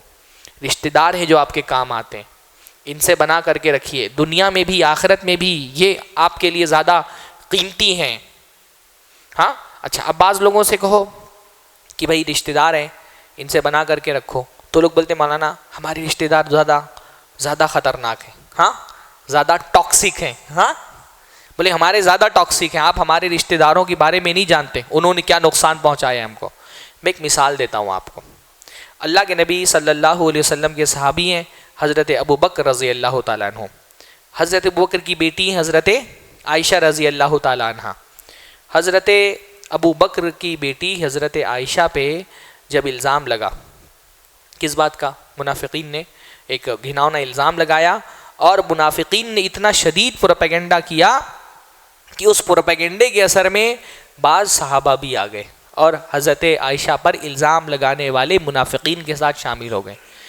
انہی لوگوں میں سے جو حضرت عائشہ کے خلاف منافقین کے ساتھ شامل ہو گئے تھے, اللہ کے نبی کے ایک صحابی تھے حضرت مصطح بن اساثہ رضی اللہ تعالیٰ عنہ. مصطح نہ صرف یہ کہ اللہ کے نبی صلی اللہ علیہ وسلم کے صحابی تھے, حضرت ابو بکر کے رشتہ دار تھے. حضرت ابو بکر کے رشتہ دار تھے, غالباً ان کی خالہ زاد, نانی زاد جو ہے وہ کوئی بہن تھی, ان کے بیٹے تھے, بھانجے لگتے تھے یا نواسے لگتے تھے دور کے رشتے میں. اور نہ صرف یہ کہ مصطح رشتہ دار تھے بلکہ مصطح کی گھر کا خرچ, غریب تھے تو ان کے گھر کا خرچ حضرت ابو بکر سنبھالتے تھے. پر اب رشتہ دار تھے, کسی وجہ سے وہ منافقین کے پروپیگنڈے کا شکار ہو گئے اور حضرت عائشہ کے خلاف ہو گئے. جب اللہ تعالیٰ نے حضرت عائشہ کی برات کی آیتیں نازل کیں اور حضرت عائشہ کو اللہ تعالیٰ نے بری قرار دیا تو حضرت بکر کو بہت غصہ تھا. بھائی بیٹی پر الزام لگانے والوں کا ساتھ دینے والا اپنا رشتہ دار ہے, ناراضگی تو ہوگی نا, اس سے بڑا جرم اور کیا ہو سکتا ہے. تو حضرت ابو بکر نے قسم کھا لی کہ آج کے بعد سے مصطح کے گھر کا خرچہ پانی بند. یہ میری بیٹی پر الزام لگانے والوں کے ساتھ شریک ہو گیا, اب میں اس کو راشن نہیں بھراؤں گا اس کے گھر کا. اللہ تعالیٰ نے قرآن مجید میں آیت نازل فرمائی, فرمایا وَلَا يَأْتَلِ أُولُو الْفَضْلِ مِنْكُمْ وَالسَّعَةِ أَن يُؤْتُوا أُولِي الْقُرْبَى وَالْمَسَاكِينَ وَالْمُهَاجِرِينَ فِي سَبِيلِ اللَّهِ. اللہ نے جن کو فضل سے اور کشادگی سے نوازا ہے وہ قسم نہ کھائیں کہ میں غریبوں کو اور رشتہ داروں کو اور مہاجرین کو نہیں دوں گا.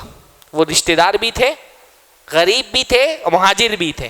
فرمایا جن کو اللہ نے نوازا ہے وہ یہ قسم نہ کھائیں کہ ہم رشتہ داروں کو اور غریبوں کو اور مہاجرین کو عطا نہیں کریں گے. فَلْيَعْفُوا وَلْيَصْفَحُوا, تو چاہیے کہ تم معاف کر دو اور نظر انداز کرو. اللہ تحبون ان یغفر اللہ لکم, کیا تم یہ نہیں چاہتے کہ اللہ تم کو معاف کر دے؟ اگر تم یہ چاہتے ہو اللہ تم کو معاف کر دے تو تم کیا کرو؟ اپنے رشتہ داروں کو معاف کر دو. مان لیجئے یہ سوال ہم سے ہو رہا ہے, کیا ہم نہیں چاہتے کہ اللہ ہم کو معاف کر دے؟ اگر ہم یہ چاہتے ہیں اللہ ہم کو معاف کر دے تو ہم کو کیا کرنا ہے؟ رشتہ داروں کو معاف کرنا ہے. انشاءاللہ تعالی معاف کرنا ہے, گھر پہ ان کے پہنچ کر کے معافی مانگ لینا ہے, کچھ راستے میں کوئی تحفہ ان کے لیے خرید لیں, ہاں آدھا کلو مٹھائی خرید لیں. اچھا بھائی مٹھائیوں کا مسئلہ یہ بھی ہو گیا ہے, آپ کسی ناراض رشتہ دار کے گھر پہ مٹھائی لے کر کے جائیں تو سوچے گا جو پھونک کے دیا ہے کچھ. ہاں اتنی بدگمانیاں ہو گئی ہیں نا کہ میں بہت سارے لوگوں کو جانتا ہوں کہ رشتہ دار کے گھر سے آیا ہوا کھانا نہیں کھاتے, بولتے کچھ پھونک کر کے دیا ہوگا. بدگمانیاں ایسی ہو گئی ہیں. تو مٹھائی نہیں تو کوئی اور تحفہ لے لیں, ایک دو جوڑی کپڑا لے لیں اور پہنچ کر کے گھر میں معافی تلافی کر لیں, ڈرے ہی نہیں. ہاں لوگ بولتے رشتہ دار ہے کوئی نقصان پہنچا دے گا, اتنی دشمنی ہے.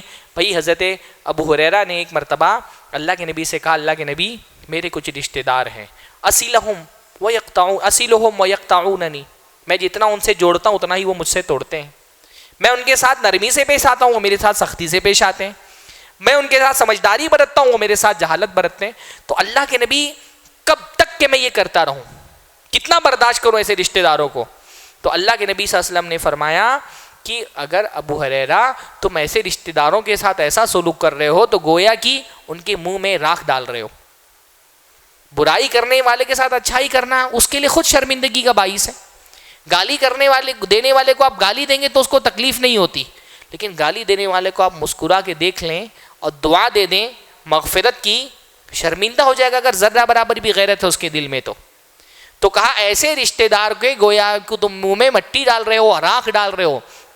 اور جب تک تم ایسے کسی رشتہ دار کے ساتھ اچھا سلوک کرتے ہو, اللہ کی طرف سے ایک فرشتہ متعین ہوتا ہے جو تمہاری مدد کرتا ہے. اور اللہ کا فرشتہ مدد کرے گا تو کوئی دشمن نقصان پہنچا سکتا نہیں. اس لیے ایسے رشتہ داروں کا خصوصی خیال رکھیں. جن سے تعلقات بنے ہیں ان سے تو بنے ہی ہیں, جن سے نہیں بنے ہوئے ان پر زیادہ توجہ دینی چاہیے. اللہ کے نبی نے فرمایا افضل الصدقہ علی الرحم الکاشح، سب سے بہترین صدقہ کون سا ہے؟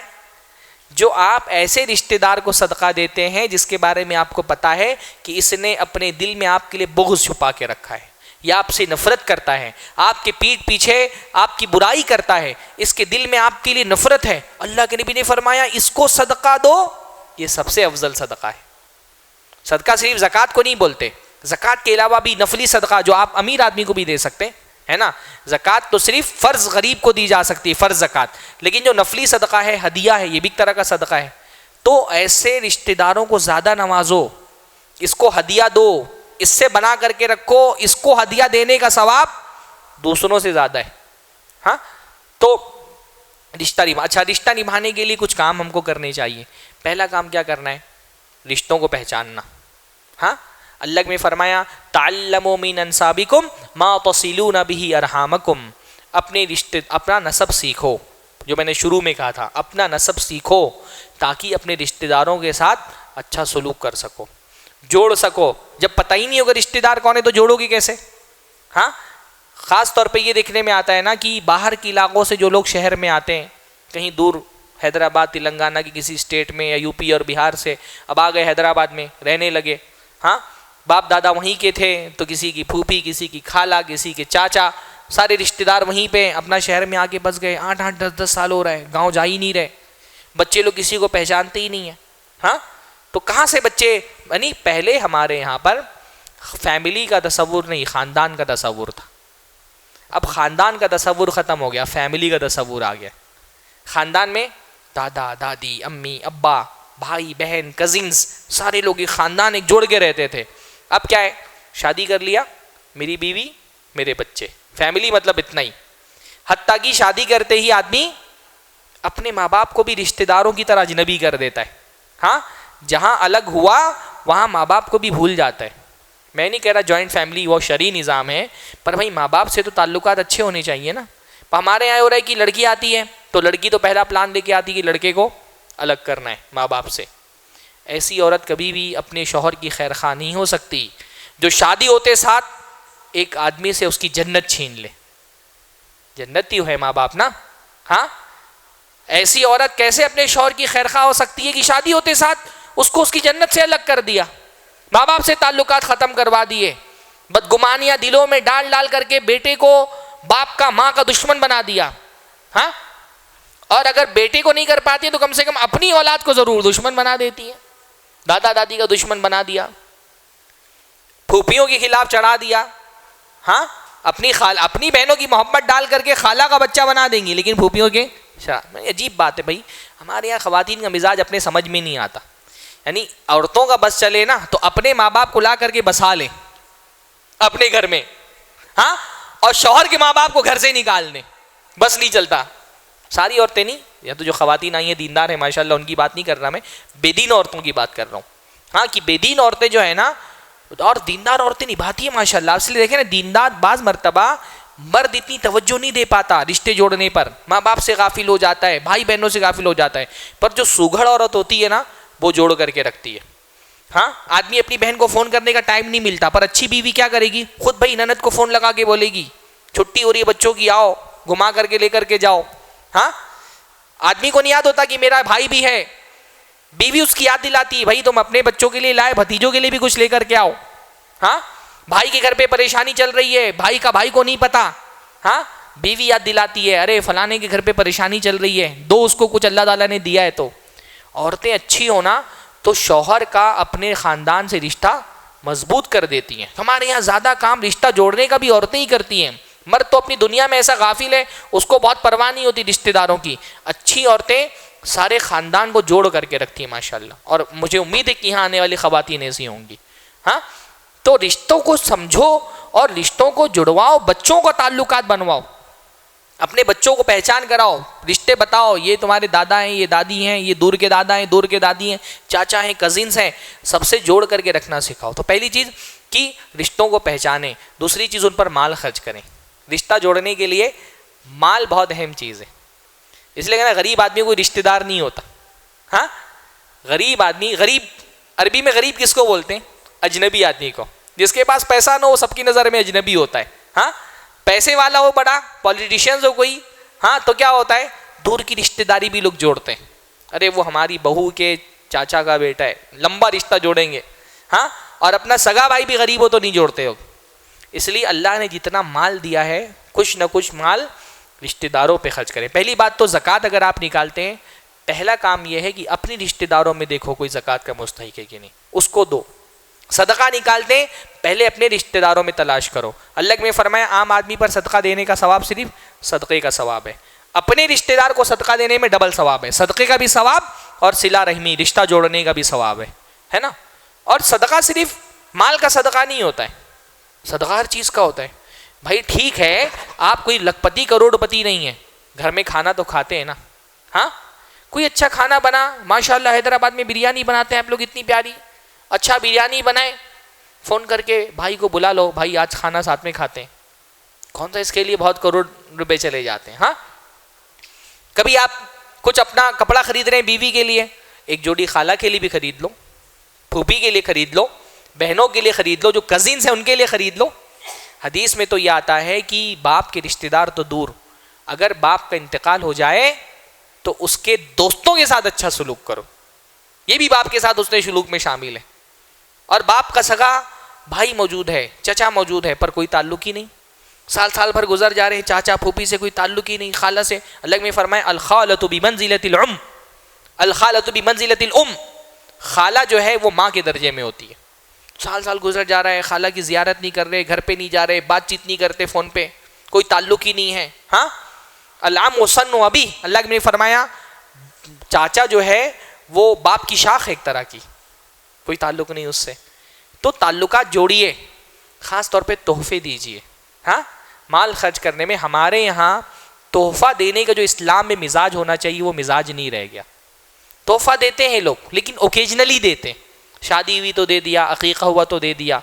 اوکیجنلی جو تحفے دیے جاتے ہیں نا, اس میں مسئلہ یہ ہوتا ہے کہ اس میں اتنا محبت کا پیغام نہیں جاتا, کیونکہ اوکیجنلی جو تحفے ہوتے ہیں اس میں ایک ذہن بن گیا ہے کہ یہ تو بدلے کا ہے, بھائی ان کے گھر میں شادی ہم نے دی, ہمارے گھر میں شادی ہوگی تو وہ دیں گے.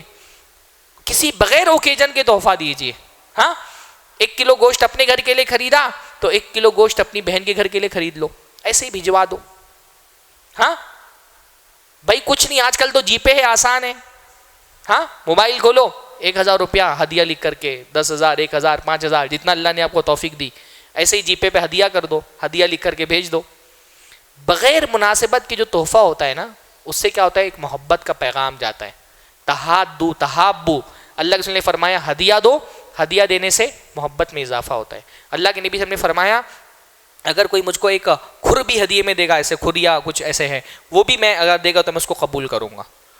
یا مجھے کوئی دعوت پہ بلائے گا, اگر اس نے کچھ پایا بھی بنائے تو میں اس کی دعوت پر جاؤں گا. اس طرح کی حدیث کے الفاظ ہیں, او کما قال علیہ الصلوۃ والسلام. تو مال خرچ کریں. تیسری چیز وقت دیں رشتہ داروں کو. بعض مرتبہ ہم مال دے دیتے ہیں, ٹائم نہیں دے پاتے, اور رشتہ داروں کو ہمارے مال سے زیادہ بعض مرتبہ ہمارے ٹائم کی ضرورت ہوتی ہے.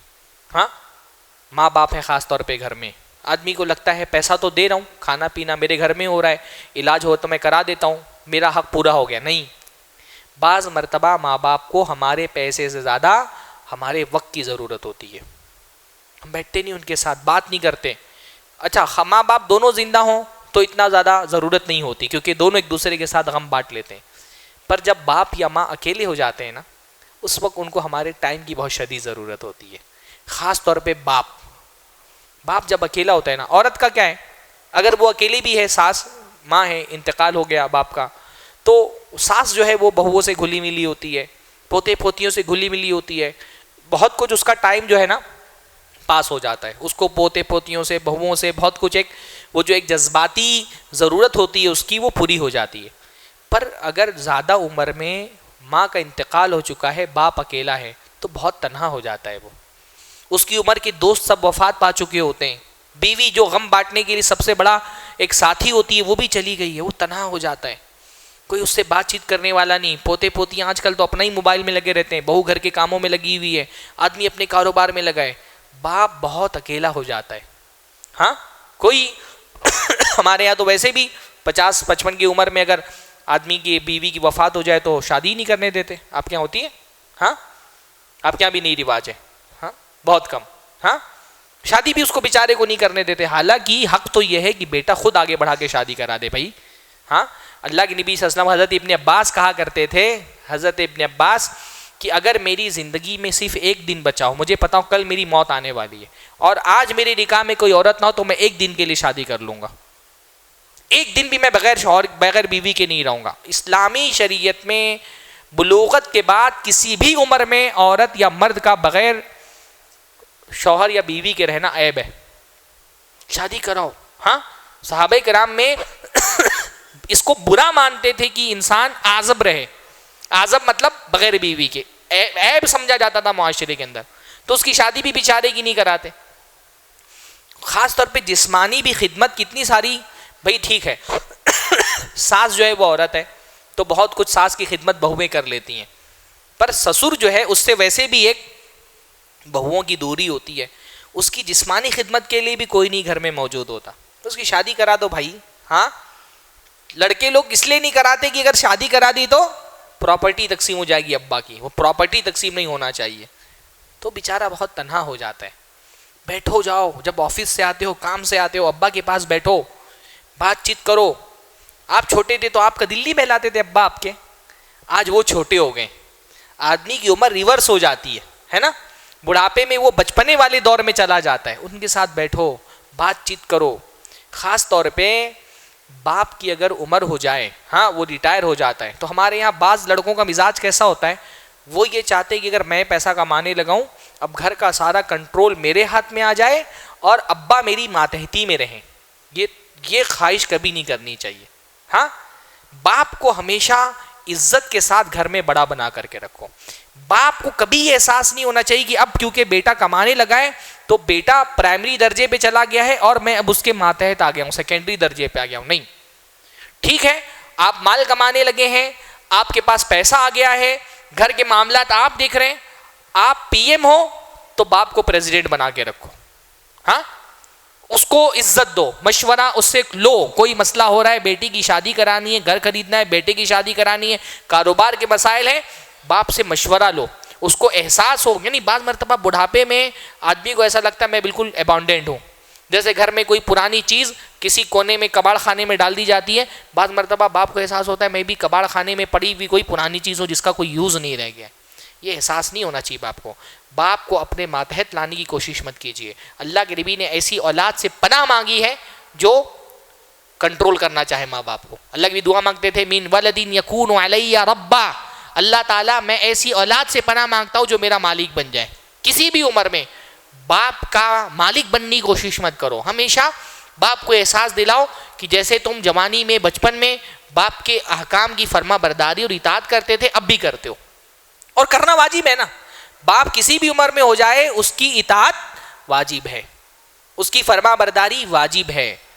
تو یہ کہ ان کو وقت دیجئے، غلطیوں کو ان کے نظر انداز کیجئے، درگزر کا مزاج بنائیے. اچھا کچھ چیزیں میں آخر میں بتا دیتا ہوں کہ جن سے رشتے ٹوٹتے ہیں. رشتہ توڑنے والی سب سے خطرناک چیز ہے تکبر. رشتہ توڑنے والی سب سے خطرناک چیز ہے تکبر. متکبر آدمی اصل میں اپنے گرد میں اپنے ذہن میں تقدس کا ایک حالہ بنا لیتا ہے اور وہ خود کسی کو اپنے قریب نہیں آنے دیتا. وہ اپنے آپ کو کبر کی ایک دیوار میں قید کر لیتا ہے، اپنے آپ کو اتنا بلند سمجھتا ہے کہ سب کو نیچے سمجھتا ہے اور کسی کو اپنے قریب نہیں آنے دیتا. اس لیے متکبر آدمی کا کوئی دوست نہیں ہوتا. تکبر ایک دیوار ہے جو انسان کے اور دوسرے انسانوں کے بیچ میں حائل ہو جاتی ہے. متکبر کسی کا بھی دوست نہیں ہوتا کیونکہ وہ دوستی کے لیے، ہمدردی کے لیے، رشتہ داری کے لیے سب کے برابر میں آنا پڑتا ہے نا. متکبر اپنے آپ کو سب سے بلند سمجھتا ہے تو اس کا کوئی دوست نہیں رہتا. تکبر رشتوں کو کھا جاتا ہے. آپ گھر کے باہر کتنے بھی کامیاب ہوں، گھر میں آپ کی حیثیت گھر کے ایک فرد کی ہونی چاہیے. آپ علامہ ہیں، فہامہ ہیں، عالم دین ہیں، ایڈوکیٹ ہیں، آپ انجینئر ہیں، آپ سائنسدان ہیں، آپ کینیڈا اور امریکہ میں پیسہ کمانے لگے ہیں، آپ سیاست دان ہیں، آپ وکیل ہیں، جج ہیں، تھانے دار ہیں، آئی پی ایس ہیں، آئی ایس ہیں. گھر کے باہر جو ہونا ہے آپ ہوں. گھر میں آ گئے نا تو باپ کے لیے آپ صرف بیٹا ہونا چاہیے. باپ کے لیے نہ آپ عالم دین ہیں، نہ جج ہیں، نہ وکیل ہیں، نہ تھانے دار ہیں. باپ کے لیے آپ صرف بیٹا ہو. بھائی کے لیے آپ صرف بھائی ہیں، بہن کے لیے صرف آپ بھائی ہیں، ماں کے لیے آپ بیٹا ہیں، ہاں، چاچا کے لیے پھوپھی کے لیے آپ بھتیجے ہی ہیں۔ گھر میں یہ خواہش مت کرو گی میں باہر ترم خان ہوں تو گھر والے بھی مجھ کو سمجھیں، ہاں، میں باہر عالم ہوں تو گھر والے بھی مجھ کو عالم سمجھیں، میرے کو ویسی عزت جیسے باہر مسجدوں میں ملتی ہے گھر میں بھی وہ ملنی چاہیے، میں باہر پولیس والا ہوں تو گھر والے بھی مجھ سے ڈریں۔ گھر میں آپ گھر کا ایک فرد بن کر کے رہیں، بھائی یہی تو محبتیں ہیں نا، ہاں۔ گھر میں آدمی اپنے آپ کو اپنے رشتہ داروں میں بڑا نہیں بنائے کہ میں باہر بہت پیسہ کما رہا ہوں، سیٹھ صاحب مجھے بولتے ہیں تو میرے اپنے رشتہ دار بھی مجھے سیٹھ سمجھیں، سیٹھوں کی طرح میرا احترام کریں۔ یہ مزاج گھر والوں میں کبھی بھی بڑا بننے کی کوشش نہیں کرنا چاہیے، گھر میں گھر کا ایک فرد بن کر کے رہیں۔ اور یہی تو بھائی اصلی محبت ہے، بے تکلفی والی محبت، ہاں، کہ بھائی آپ کو بھائی سمجھتا ہے، خالہ آپ کو ڈانٹ دیتی ہیں، چاچا آپ کا کان پکڑ کر کے مروڑ سکتے ہیں، ہاں۔ یہ جو رشتہ دار تو طلاق کرتے ہیں نا بھائی، میں سمجھتا ہوں یہ رشتہ دار جو ہم سے تو طلاق سے بات کر لیتے ہیں نا، یہ ہمارے سب سے قریبی ہیں، ہاں۔ ابھی آدمی سوچ رہے نہیں ابھی میں بڑا بن گیا ہوں گھر کے باہر تو مجھ کو گھر میں بھی سب آپ ہی بولنا چاہیے، ہاں۔ یہ اچھا میں سمجھتا ہوں یہ محبت ہے، یہ جو بے تکلفی رشتہ داروں میں ہوتی ہے نا، یہی تو محبت ہے۔ اس محبت کو ہاتھ سے جانے نہیں دیں، اپنا بڑا بننے کے چکر میں اپنے رشتہ داروں کے ساتھ اپنے تعلقات خراب نہیں کریں۔ بڑے آپ گھر سے باہر ہیں، گھر میں آ گئے تو آپ گھر کا ایک فرد ہیں، خود کو گھر کا ایک فرد سمجھیں، گھر والوں سے محبت کی توقع کریں۔ وہ جو اجنبی سے آپ عزت اور احترام کی توقع کرتے ہیں، گھر والوں سے اس کا مطالبہ نہیں کریں، کیونکہ گھر میں آپ ایک گھر کے فرد ہی ہیں۔ تو تکبر جو ہے وہ رشتوں کو بہت خراب کر دیتا ہے، بد زبانی رشتوں کو بہت خراب کرتی ہے۔ بعض مرتبہ آدمی اپنے رشتہ داروں کے ساتھ لین دین میں اچھا ہوتا ہے پر زبان اس کی خراب ہوتی ہے، اور زبان سے سب کے سینے چھلنی کر کے رکھتا ہے اور تعلقات خراب کر لیتا ہے۔ رشتوں کو خراب کرنے میں زبان بہت اہم رول ادا کرتی ہے۔ بہت سارے لوگ ہوتے ہیں نا بد اخلاق ہوتے ہیں، پر اپنی بد اخلاقی کو وہ حق گوئی کا نام دیتے ہیں، بولیں گے میں بہت حق گو ہوں اس وجہ سے رشتہ داروں سے میری نہیں جمتی، حالانکہ وہ حق گو نہیں ہوتے ہیں۔ بولتے میں تو اسٹریٹ فارورڈ ہوں نا، میں برداشت نہیں کرتا کسی کو، ڈائریکٹ بول دیتا ہوں سامنے، اس لیے لوگ ناراض ہو جاتے ہیں۔ بھائی وہ حق گو نہیں ہوتے ہیں، وہ بد اخلاق ہوتے ہیں۔ اور اسٹریٹ فارورڈ ہونا کوئی بہت اچھی چیز نہیں ہے۔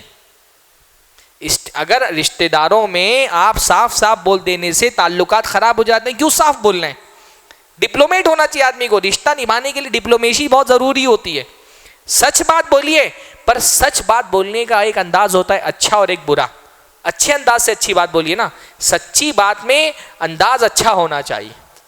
سچ بات بولنے کے لیے اچھا راستہ تلاش کریے کہ اچھا راستہ کیا ہے جس سے سچ بات بولی بھی جا سکے اور کسی کے دل کو ٹھیس بھی نہیں پہنچے۔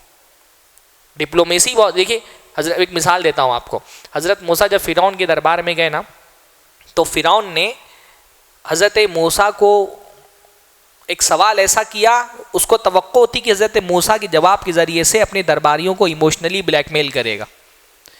اس نے حضرت موسیٰ سے پوچھا کہ ہمارے باپ دادا جو مر گئے ہیں ان کا کیا ہوا؟ اس کو یہ توقع تھی کہ حضرت موسیٰ کہیں گے سب جہنم میں گئے، تو اپنے درباریوں سے کہا ہوگا دیکھو تمہارے باپ دادوں کو جہنمی بولتا ہے موسیٰ، ہاں۔ تو اس نے حضرت موسیٰ سے پوچھا فما بال قرون الاولی، فما بال القرون الاولی، کہ جو پرانے لوگ گزر چکے ہیں ان کا کیا ہوا؟ اب وہ اس امید لگا کے بیٹھا تھا یہ کہ حضرت موسیٰ کہیں گے جہنم میں گئے اور میں بلیک میل کروں گا کہ دیکھو تمہارے باپ دادوں کو جہنمی بولتا ہے۔ تو حضرت موسیٰ نے کیا جواب دیا؟ یہ نہیں کہا جہنم میں گئے، کیا کہا؟ علمھا عند ربی فی کتاب لا یضل ربی ولا ینسیٰ، ان کا علم میرے رب کے پاس کتاب میں ہے، میرا رب نہ بھولتا ہے نہ غلطی کرتا ہے۔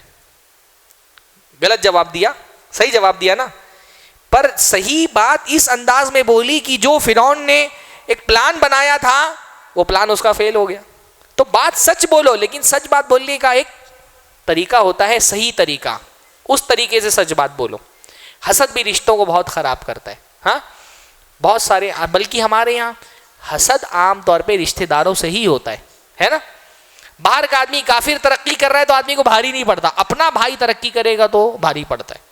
میرا کزن ہے، اس کی گاڑی میری گاڑی سے اچھی نہیں ہونی چاہیے، اس کا بنگلہ میرے بنگلے سے اچھا نہیں ہونا چاہیے، اس کا فلیٹ، بلکہ لوگ یہاں تک نہیں برداشت کرتے کہ کسی کی بچی کو اچھا رشتہ لگ جائے، ان کو داماد اچھا کیسے مل گیا۔ حسد رشتوں کو خراب کرتا ہے، اور حسد کا علاج کیا ہے؟ اللہ رب العالمین کے راضی ہونے پر ایمان، اللہ رزاق ہے نا. اگر میرے کسی رشتہ دار کو اللہ نے مجھ سے زیادہ دے دیا, کیا مجھے حق پہنچتا ہے کہ میں اللہ کی تقسیم پہ اعتراض کروں؟ بھئی اللہ نے اس کو دیا, مجھے نہیں دیا, میں اللہ کے فیصلے سے راضی ہوں. جو اللہ کے فیصلے سے راضی رہتا ہے وہ حسد نہیں کرتا, تو حسد کا شکار نہ ہو. اسی طرح سے رشتے خراب ہونے کی بہت بڑی وجہ ہوتی ہے زیادہ امیدیں وابستہ کرنا. رشتہ دار رشتہ دار ہیں, رشتہ دار ہی رہیں گے, ہے نا. ہر انسان میں کچھ نہ کچھ خامیاں ہوتی ہیں, 100% کوئی بھی پرفیکٹ نہیں ہوتا. رشتہ دار ہیں, تھوڑا بہت ہوگا ان کے اندر بھی, حسد بھی رہے گا, کچھ جلن بھی آئے گا, کچھ بغض بھی نکلے گا ان کا, غیبتیں بھی کریں گے, چغلیاں بھی کریں گے. اتنا مارجن دینا چاہیے رشتہ داروں کو. بہت آپ سوچیں کہ رشتہ دار فرشتہ بن جائے تو نہیں بنے گا, ہے نا. صرف یہی صلہ رحمی والے نہیں, ہر رشتے کو جوڑ کر کے رکھنے کے لیے بہت ضروری ہے کہ آپ زیادہ امیدیں وابستہ نہیں کریں. جتنا زیادہ امیدیں وابستہ کریں گے اتنا ہی مایوسی ہوگی. اللہ سے امیدیں وابستہ کرو, اللہ تعالیٰ مایوس نہیں کرے گا. بندوں سے امیدیں رکھیں گے تو بندوں سے مایوسی ہوگی. اچھا, زیادہ امیدیں وابستہ کیوں ہوتی ہیں؟ بعض مرتبہ ہم موازنہ غلط کر رہے ہوتے ہیں, غلط کمپیریزن کر رہے ہوتے ہیں. اور مطلب عورتیں جیسے ہوتی ہیں نا, نئی نئی شادی ہو کر کے آئی, اب شوہر کا موازنہ وہ کرتی ہیں اپنے ابا سے. بھائی شوہر ہے, ابا ابا ہے, باپ کی محبت کا کوئی بدل نہیں دنیا میں. آپ شوہر سے ابا جیسے تعلقات اور توقعات وابستہ کر لیں گے تو آپ کو نا امیدی ہوگی. شوہر ہے, اور میرے ابا تھے, ایک زبان سے بات نکلتی تھی فوراً لا کی چیزیں حاضر کر دیتے تھے. ان سے ایک ہفتے سے بول رہی ہوں نہیں لا رہے, تو بھائی وہ ابا تھے نا.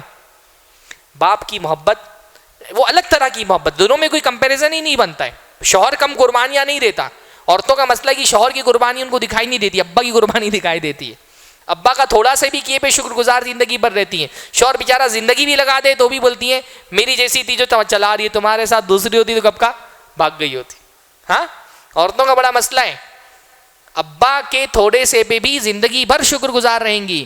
شوہر بیچارہ جانوروں کی طرح صبح شام کام کرتا ہے, غلاموں کی طرح زندگی گزارتا ہے, پھر بھی ارے میری جیسی ہے تو جو سنبھال رہی ہے, دوسری ہوتی تو کب کا بھاگ گئی ہوتی تھی. 90% عورتوں کا یہ تعلق ہوتا, یہی ڈائلوگ ہوتا ہے.